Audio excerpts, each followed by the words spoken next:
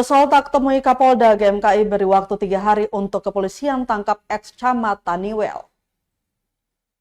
GMKI Cabang Ambon memberikan estimasi waktu selama 3-7 hari agar kepolisian segera menangkap tersangka kasus ruda paksa ex-camat Taniwel Royke Martin Madobafu 46 tahun yang sampai saat ini masih buron.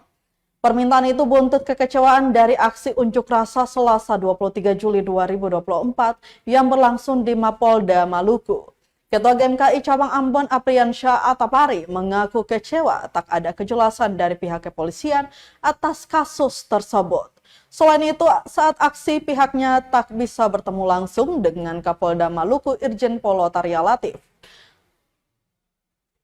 Lanjutnya, secara tegas dirinya meminta kepada Dirkrimum Polda Maluku untuk segera menangkap Royke Martin dalam kurun waktu 3-7 hari terhitung sejak aksi itu dilakukan. Dikatakan jika dalam rentan waktu tersebut kepolisian tidak berhasil menangkap tersangka buron itu, maka dirinya meminta agar Kapolsek Taniwel dan Dirkrimum dipecat dari jabatannya. Menurutnya, jika kepolisian tak becus menjalankan tugasnya, maka kader GMKI yang akan turun tangan menangkap ex-camat Taniwel.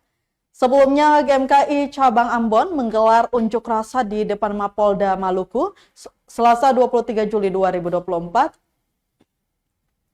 Aksi itu sebagai bentuk dukungan terhadap korban kekerasan seksual dan meminta kepolisian segera memburu tersangka yang hingga saat ini masih buron.